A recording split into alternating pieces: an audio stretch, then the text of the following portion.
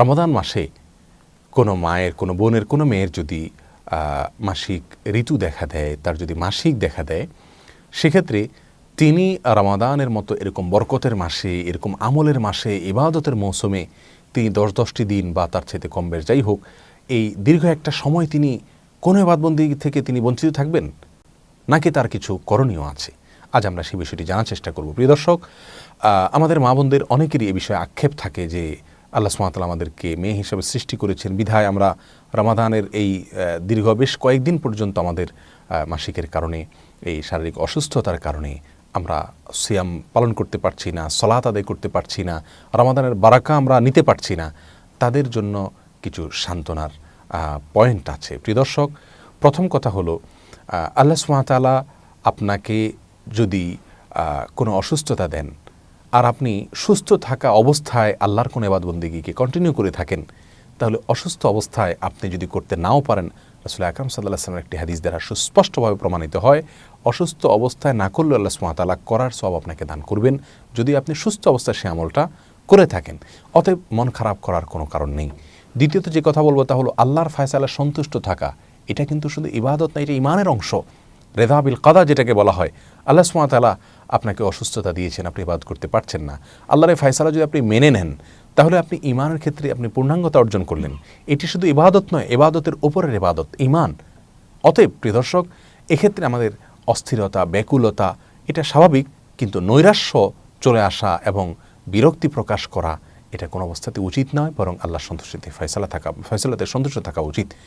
তৃতীয়ত যে কথা বলবো তা হলো, মাসিক হয়ে যাওয়া মানে হলো আল্লাহর সঙ্গে সমস্ত সম্পর্ক আমার ছিন্ন হয়ে গেল, আমার ইবাদতের সমস্ত দুয়ার বন্ধ হয়ে গেল, ব্যাপারটি তা নয়। বরং মাসিক হওয়ার ফলে আপনাকে যে জিনিসটি খেয়াল করতে হবে তা হলো, আপনি শুধুমাত্র সিয়াম পালন করতে পারছেন না, সালাত আদায় করতে পারছেন না এবং তওয়াফ করতে পারছেন না। 3টি কাজ আপনার জন্য নিষিদ্ধ। এর বাইরে কোরআনে কারীম তেলাওয়াত করতে পারবেন কিনা মেয়েরা মাসিক অবস্থাতে, এ নিয়ে উলামা ইকরামের ভিতরে স্কলারদের মধ্যে 2টি মত পাওয়া যায়।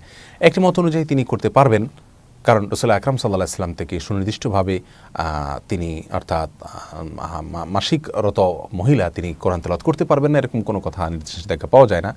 এক্ষেত্রে যে কয়েকটি হাদিস পেশ করেন যারা বলেন যে মাসিক অবস্থাতে কোরআন তেলাওয়াত করা যাবে না, তারা সেগুলোকে, যারা বলেন যে করা যাবে, তারা সে সমস্ত হাদিসকে অ্যানালাইসিস করে বলেন যে এগুলো জাইফ, এগুলোর সনদ সহিভাবে প্রমাণিত নয়। আর এর বিপরীতে যারা বলেন যে কোরআনে কারীম তেলাওয়াত করা যাবে না, তারা কিছু হাদিস তো সরাসরি এর সপক্ষে আনেনি। এর পাশাপাশি তারা বলেন যে যেহেতু গোসল ফরজ হওয়া অবস্থায় জুনুবি ব্যক্তি, যার গোসল ফরজ হয়েছে স্ত্রী সহবাস বা বীর্যপাতের কারণে তা অথবা যে কোনো কারণে গোসল ফরজ হয়েছে, গোসল ফরজ হওয়া ব্যক্তি কোরআন তেলাওয়াত করতে পারবেন না বলে ইসলামে স্পষ্ট হাদিস রয়েছে, এক্ষেত্রে বিশুদ্ধ হাদিস রয়েছে। সেটার সঙ্গে তুলনা করে তারা বলেন তাহলে মাসিক অবস্থায়ও যেহেতু গোসল ফরজ হওয়ার মতো অবস্থা, নাপাক অবস্থা, পবিত্রতা অবস্থা, অতএব এই সময় কোরআন তেলাওয়াত করা যাবে না। যাই হোক, বিষয়টি মত পার্থক্যপূর্ণ, কিন্তু এক্ষেত্রে আমরা সতর্কতামূলক মত অবলম্বন করতে পারি, পদ্ধতি অবলম্বন করতে পারি। অর্থাৎ আমরা কোরআন তেলাওয়াত শুনতে পারি। মেয়েরা রমাদান মাসের বাইরে যে কোনো সময় মাসিক হওয়া অবস্থাতে কোরআন তেলাওয়াত শুনতে পারবেন, আর শুনলে পড়ার সমান সওয়াব হয়, এতে কোনো অসুবিধা নেই ইনশাআল্লাহ। দ্বিতীয়ত, তার যদি কেউ হন, আপনার ছাত্রী হন, হিফজের ছাত্রী হন, কোরআন মুখস্থ করেন, কোরআন মুখস্থ রাখার ব্যাপার থাকে, তিনি তেলাওয়াত ছেড়ে দিলে 10 দিন বা 8 দিন 7 দিন, সেক্ষেত্রে তিনি তার হিফজ ভুলে যাবেন, সেক্ষেত্রে তার জন্য ছাড় আছে, তিনি তেলাওয়াত করতে পারবেন। যাই হোক, এর বাইরে তাসবিহ, তাহলিল, আল্লাহু আকবার, সুবহানাল্লাহ, আলহামদুলিল্লাহ, দোয়া, দুরুদ যত আছে, তার সমস্ত ইবাদত, দান, দক্ষিণা, আল্লাহর দিকে মনোনিবেশ করা, মনে মনে আল্লাহকে জিকির করা, মুখে আল্লাহকে জিকির করা, সব রকমের ইবাদত একজন মেয়ে মাসিক অবস্থায় করতে পারবেন। অতএব নিরাশ হওয়ার কোনো কারণ নেই। সিয়াম এবং সালাত না করতে পারলে কী হবে, তওয়াব না করতে পারলে কী হবে, ইবাদতের অন্যান্য অপশন খোলা আছে। বিধায় আমরা মা বোনরা রমাদান মাসে বেশি বেশি জিকির আজকার করে, দোয়া দুরুদ করে, তাসবিহ তাহলিল করে, আল্লাহর কাছে দোয়া করে, আল্লাহর দিকে মনোনিবেশ করে, ইস্তেগফার করে, দান সদকা করে আমাদের সময়গুলো আমরা কাটাতে পারি। দ্বীনের ইলম আমরা অর্জন করতে পারি, ইসলামিক বই পুস্তক পড়তে পারি, ইসলামিক লেকচার শুনতে পারি, সেগুলো ইবাদত। আল্লাহ তাআলা আমাদের সকলকে রমাদানকে সেভাবে কাটাবার তৌফিক দান করে, যেভাবে কাটালে আমাদের রব খুশি হবে ইনশাআল্লাহ।